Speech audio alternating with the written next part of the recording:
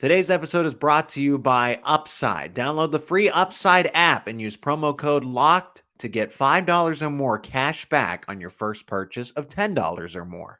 You are Locked On Nittany Lions, your daily podcast on the Penn State Nittany Lions. Part of the Locked On Podcast Network, your team every day.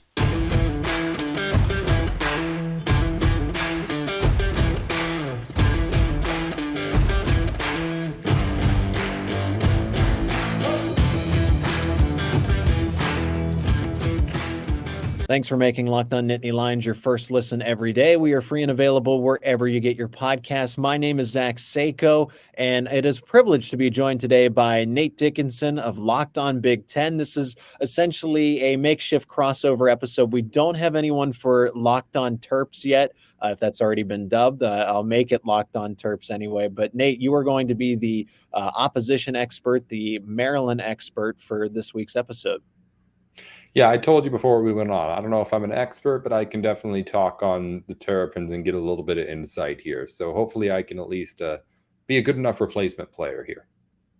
Well, and we're going to get into your perspective on Penn State, your perspective on Maryland, and what I know about Maryland that I can throw back at you. And then since you are from Locked On Big Ten, we'll have our final segment here just to kind of look across the conference and see, Penn State and Maryland are neck and neck in the Big Ten East, even though this is overly dominated by Ohio State and Michigan.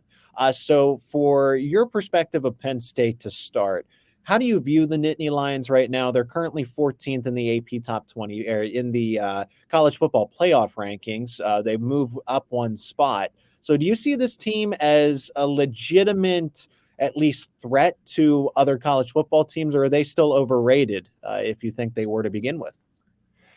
I wouldn't say overrated yet. And it's funny you talk about to begin with, because I really do think there's two different ways to think about this team right now. You have what you were thinking going into the season, which is this team like actually talented, good, or is this going to be the 7-6 team that we saw last season? And if you're going off that perspective, Penn State's gotten itself back to the point where it's like, okay, this is still Penn State football we're talking about here, right?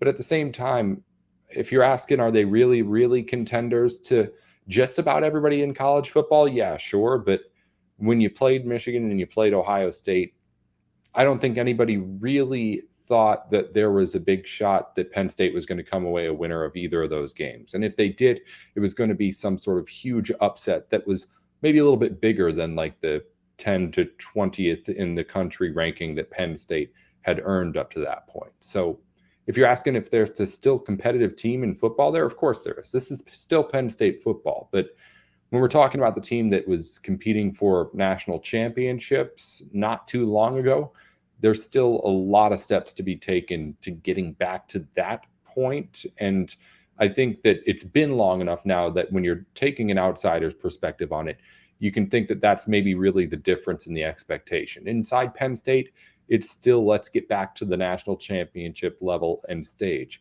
Outside, I don't feel like anyone really expects that out of the Nittany Lions anymore, at least not right now. Absolutely. I mean, that's the expectation that a lot of people have. I guess I'm in the boat of, I'm content with 10-2. I'm content with 7-2 in Big Ten play, because just right now, it takes a while. Don't look at Tennessee, okay, with what Tennessee is able to do in the SEC and bounce back and have that quick of a turnaround. But honestly, Ohio State and Michigan, it's not like they were bad opponents. And Penn State, I guess, has the chance to be upset here in the end of the season, but I don't think they will. I've said consistently that they're going to finish 10-2. I said that at the beginning of the year. I will admit again, because I did change my pick away from Michigan back to Penn State. But then, but if you asked me back in August, I would have said, oh, Michigan wins that game. They're just the better football team. And then they proved to be. I looked at that schedule and tried to convince myself that Penn State would get a win, but they were the much better team. So Penn State, as the 14 team, you and I agree that they are a competitive team and that they will fit. I mean, you expect them to win out, right? Yeah. There's no reason why they shouldn't win the rest of their games. Yeah, I mean, this is with Maryland. Maryland, which we'll talk about here, might be the biggest test the rest of the way. Yeah, this is easily the toughest test between Maryland, Michigan State, and Rutgers. I don't think you know what kind of team Rutgers is here. It's Nate Dickinson of Locked On Big Ten. I'm Zach Seyko of Locked On Nittany Lions. We're talking Penn State first before we preview Maryland. What's been the biggest surprise for you about Penn State? Because in our circle, we knew about Nicholas Singleton, we knew about Katron Allen. I guess I had maybe the over optimistic take that they would be ready early in the season by a week 4, week 5, and that actually happened. But from listening to James Franklin, from listening to the running backs coach, Jaywan Sider, they glow about them, right? So it really wasn't that big of a secret for the Penn State media. If you're talking from the outsider perspective, is it how much those two have contributed, or is it something else about this Penn State team? Yeah, it would probably be just the consistency with those two. Katron Allen in particular. I think Nicholas Singleton, I mean, was obviously a name that a whole lot of people knew. He was one that you get kind of, his reach goes a little bit outside of Penn State even before he gets onto the field there. So his name was kind of well known. Katron Allen coming up and stepping up and being kind of on that same level and contributing that way, that's been a big surprise. But outside of that, I feel like the big story is the way that Penn State hasn't been all that surprising in what it's done, or at least all that unique compared to what's plagued other Penn State teams. There's really good position players. There's really good skill players. Parker Washington's outstanding. Nicholas Singleton's great. Joey Porter Jr. is great. But the quarterback position has still been the question mark. Sean Clifford is still Sean Clifford, it shows. And it appears that that's still going to be what ends up separating Penn State from being up at the top of this Big Ten East, at least for a little bit longer. So it's frustrating for a lot of Penn State fans to see Sean Clifford at times, or just the limitations that I think he brings to this offense. And there's a lot that he can do with his mind, the way he studies the game, the way he understands it. I think he'll be an incredible coach. I think he's a football mind. But athletically, we've seen so much that when Drew comes in garbage time, that it's just like, man, it's just different. So what is the outside perspective of Sean Clifford? Given that it's still kind of the same thing. It's the status quo, and he can get you to a 10-2 team and get you a bowl game, a signature bowl game, but not necessarily the college football playoff or the Big Ten title, which everyone's craving here as Nittany Lion fans. Yeah, this is where it's a lot easier to be the outsider, right? Because Sean Clifford, you say what you want about him. You say that he can't lead this team to whatever it is you want Penn State to be, and you're probably right. But we know what Sean Clifford is. He's done good by this Penn State team. He's gotten this team to a point where, again, 10 wins is still on the table here.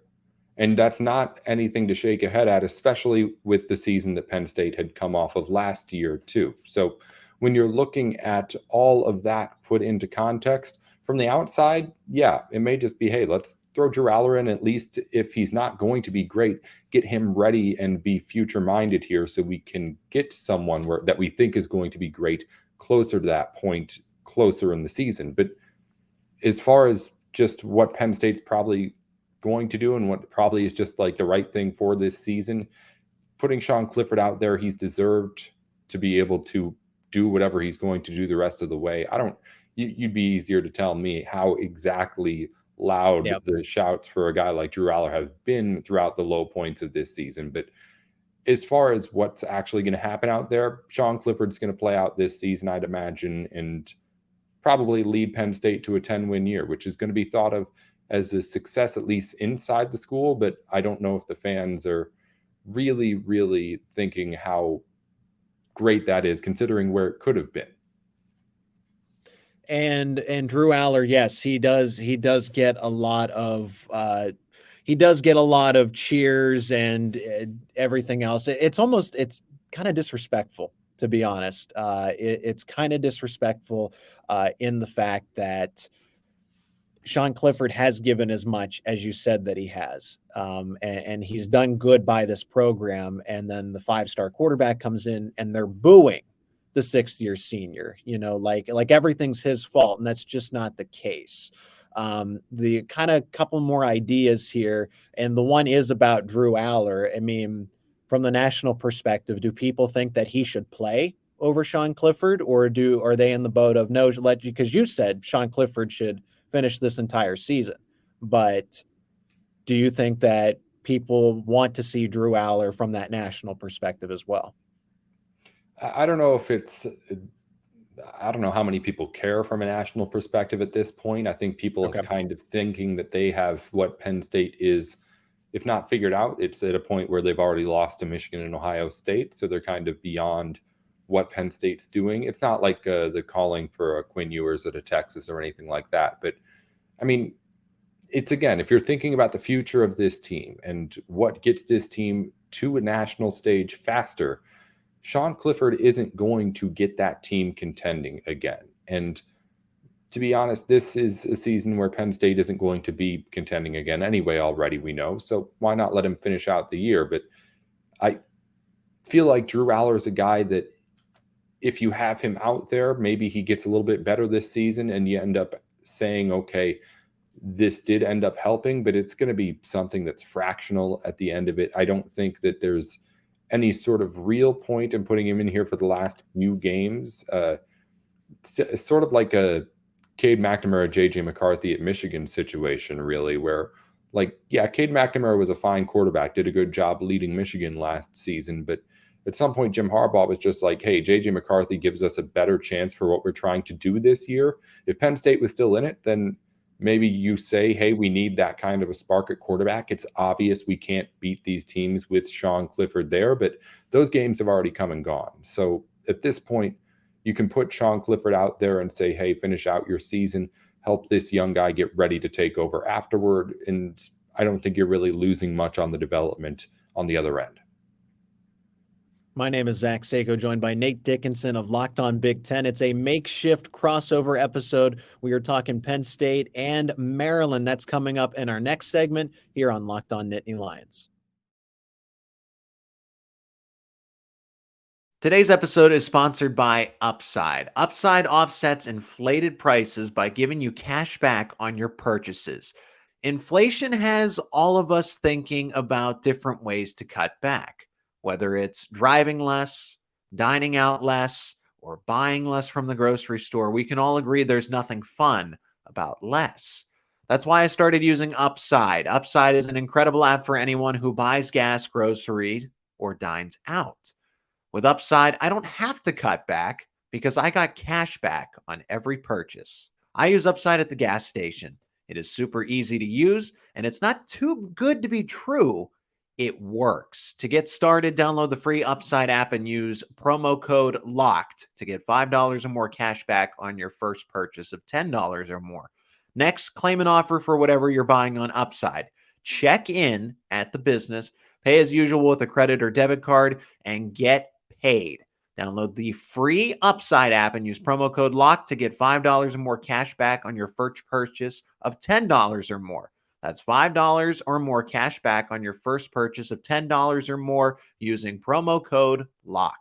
This is Locked On Nittany Lions. Thanks so much for making us your first listen every day. We are free and available wherever you get your podcasts. Also now on YouTube. If you're watching via video, Nate Dickinson of Locked On Big Ten is joining me, Zach Seyko, here on Locked On Nittany Lions. Nate, thanks again so much for your time. We'll try to get the best inside scoop for you. You are essentially the pseudo Locked On Terps expert here today, and doing some background research on this team.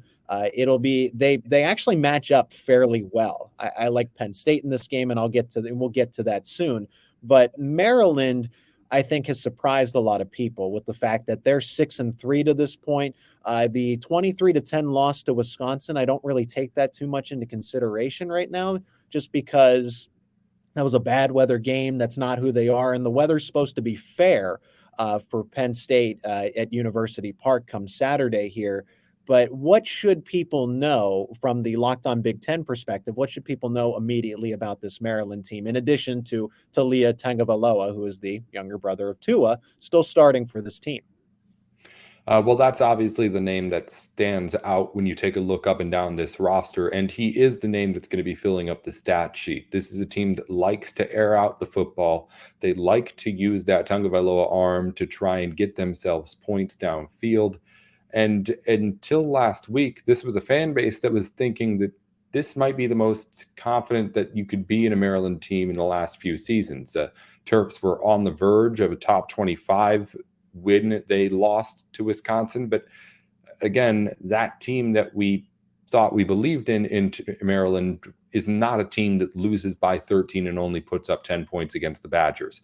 You bring up a good point with the weather. It was not the best of conditions, but him coming off of an injury, Tagovailoa still did not have his best game, and a lot of people are saying was his worst game of the season. It ended up being, I think, 10 of 24 was the final, 77 yards, a touchdown, and interception for him in that game.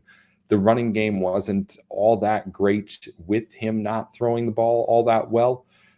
But if you're looking for what Maryland's going to do, you're right. You should not be thinking about what that Wisconsin game was, because Maryland's going to try and throw the ball. They're going to throw the ball well. That's one thing that has been a big difference between other years and this year for Tagovailoa. His accuracy has been better this season. He's fine-tuned some things a little bit more that has made him a better quarterback.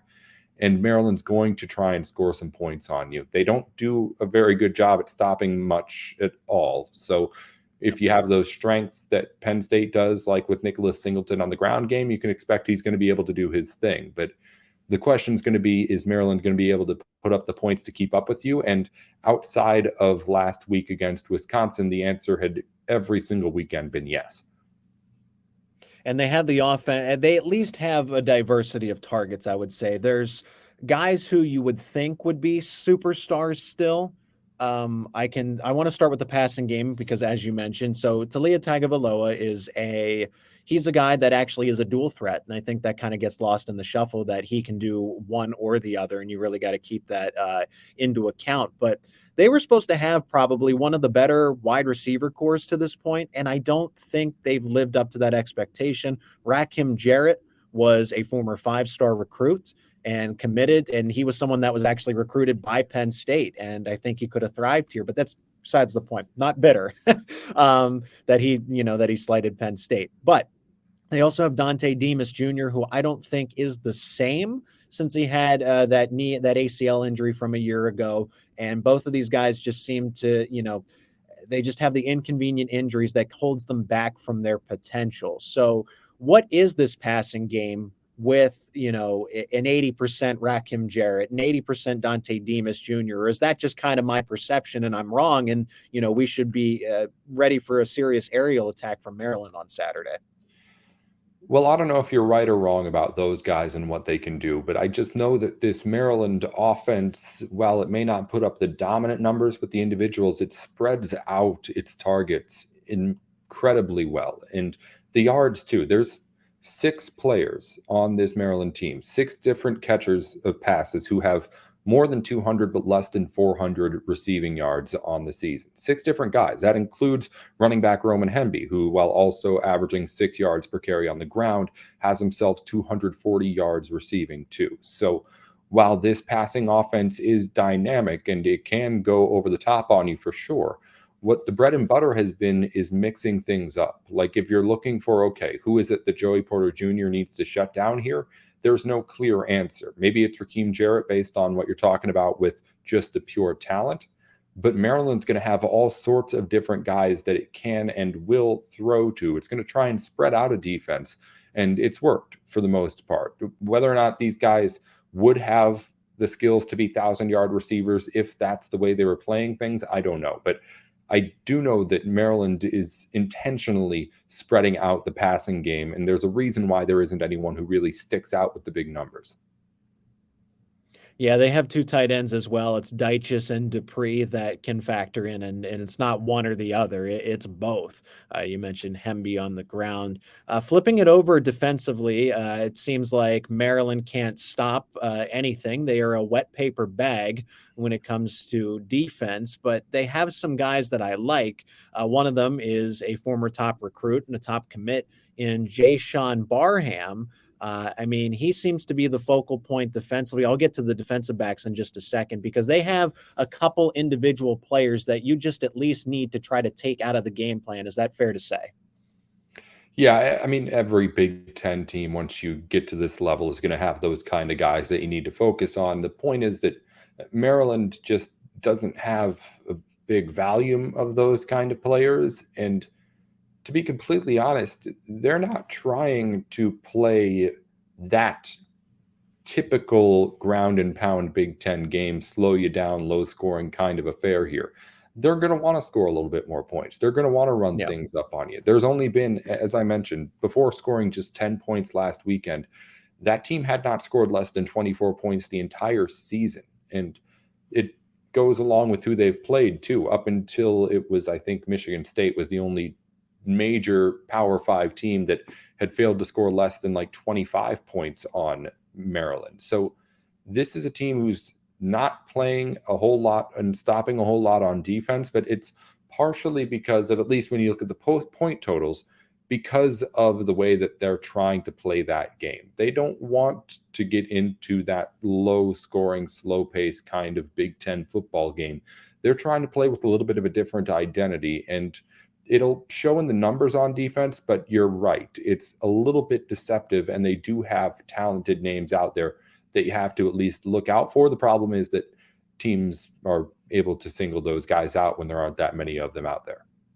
And Bo Braid is the other one. He leads them in tackles. He's got pass breakups, interceptions, forced fumbles. He kind of does it all, and that's who I wanted to refer to. He's one of those other signature players. The last question that I have for you, Nate, about the Terrapins themselves is this offensive-defensive line matchup, because Penn State's offensive line is in, I use the word makeshift a lot. That's really how it is. You have a true freshman starting at left tackle. Olu Fashanu is going to be out for this game most likely. We don't know if Caden Wallace is going to be back.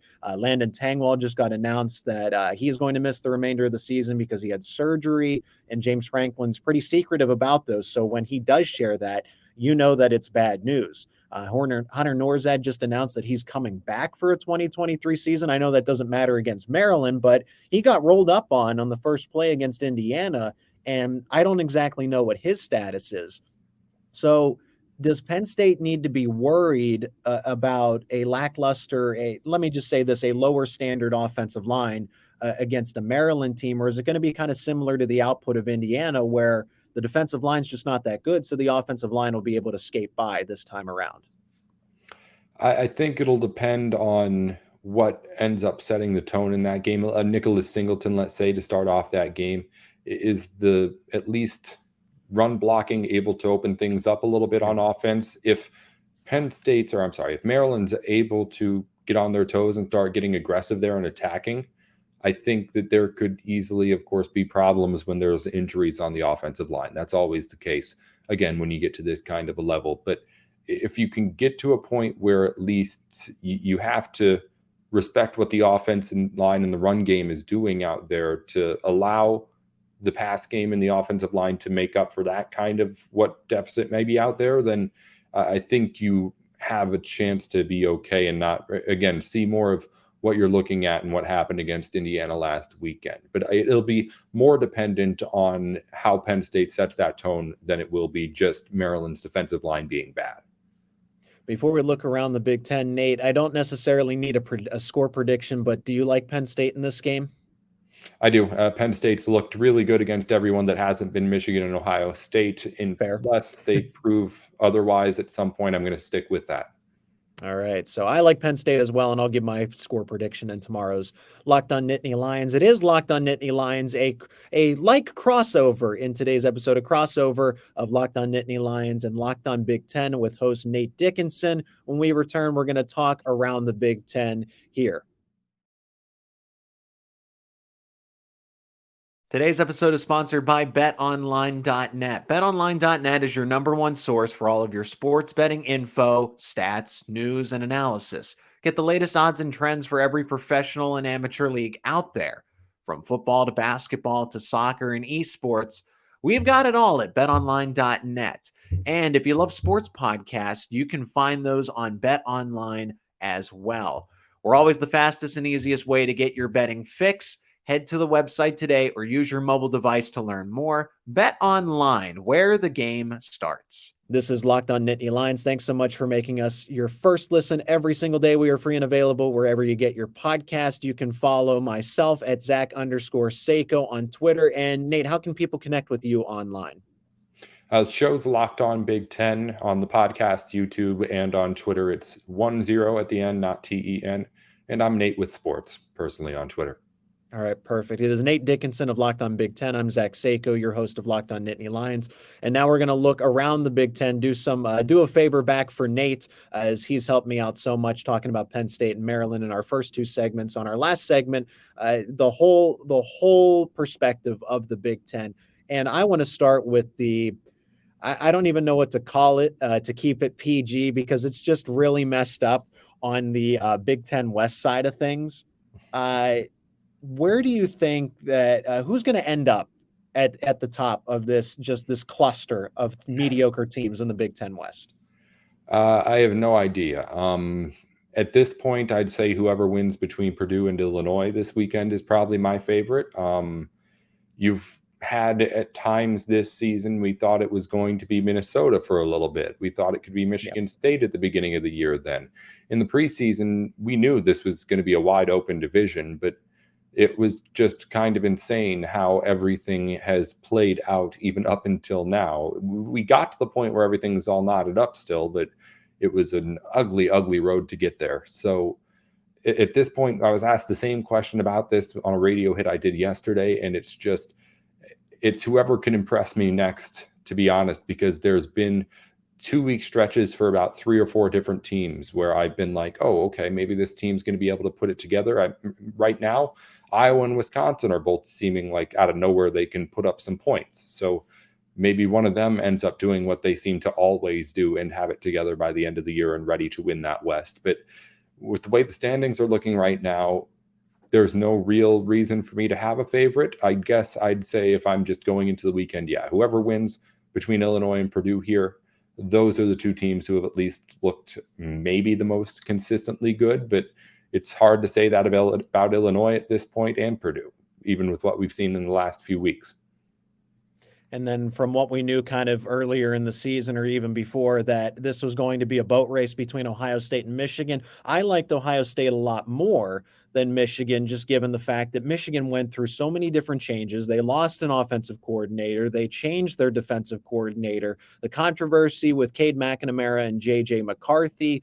You did lose some talent from a year ago, but they've seemed to have recovered. I mean, Jim Harbaugh almost left for the Minnesota Vikings job. So I'm trying to wrap my head around how, just from a chemistry and emotion standpoint, that Michigan has been able to wade that storm. But I think that's a testament of good coaching from Jim Harbaugh, as much as I hate to admit it here on a Nittany Lions talk show. So Nate, is this going to be, is Ohio State still the clear-cut favorite to go to the Big Ten championship, or can Michigan surprise? Because I think right now they're an 11-point underdog if you look all the way ahead to the final game of the season. And that's what it's going to come down to here. It's one or the other. It can't be both. Well, the answer to your question is yes to both, actually. Is Ohio State the clear-cut favorite? Yes. There's a reason why they've been ahead of Michigan the entire season. There's a reason why they've gotten an extra level, if you ask me, of respect to put them in the same tier as the Georgia and the Alabama and everyone else, in a way that even I thought they hadn't been in previous years. This quarterback's the best in the country. The running backs might be the best in the country. The wide receivers probably are the best in the country. The offensive line had multiple All-American mentions in the preseason and even more All-Big Ten mentions. This offense is top-notch across the board. The defense under Jim Knowles has been as good as everyone thought it might be when he got there and said he could fix things right away. It has been that kind of good. So when you're looking at why Ohio State's over Michigan, it's all of that stuff put together. It's undeniable that the Buckeyes have a better resume as a team. Can Michigan beat Ohio State? Absolutely. That's why it happened last year. I think that the reason why you saw J.J. McCarthy so early in this season is because I think Jim Harbaugh took a look at things and said, we are not going to be able to win the way that we won last year with both quarterbacks there. We need someone who could potentially give us that explosion. J.J. McCarthy does that. I think that once again, smartly, Jim Harbaugh has been focusing this whole season leading up to this Ohio State game, knowing, as we all know, that it's going to decide what we think about Michigan football for the next 364 days after that game gets played. It's something where I have no idea what's going to happen when we get to that Saturday. I'm excited for us to get there. And it seems like now that, to be quite honest, now that both teams have beaten Penn State, it seems like we're on our way to getting that big game at the end of the season. And that should be what decides it. It will be what decides it. But who's the more talented team? I think it's Ohio State that's proven that. I think that's very fair. And I know that Penn State put up more of a fight against Ohio State, but I think Ohio State just kind of was saying, hey, let's just get in and get out. And then they realized, like, oh, shoot, we got to break out a real game plan here towards the end. And then that's how that all happened here. Nate, before I let you go, one final time, everyone, Nate Dickinson of Locked On Big Ten joining me here on Locked On Nittany Lions. Nate, how can people connect with you online? Locked On Big Ten is available just like how you're listening to Locked On Nittany Lions right now. It's Big Ten 10 at the end instead of TEN spelled out. I'm Nate with Sports on Twitter, and yeah, follow us wherever you get all your stuff. Yeah, and like Locked On Nittany Lions, wherever you get your podcasts. And if you want to watch the show, it is on YouTube as well. So Nate, thanks so much for your time and giving us perspective on the Big Ten, your specialty, and one of those teams that you do cover in the Big Ten guilty by association, and that is the Maryland Terrapins. So I appreciate it. Of course, happy to come on whenever you need me, Zach.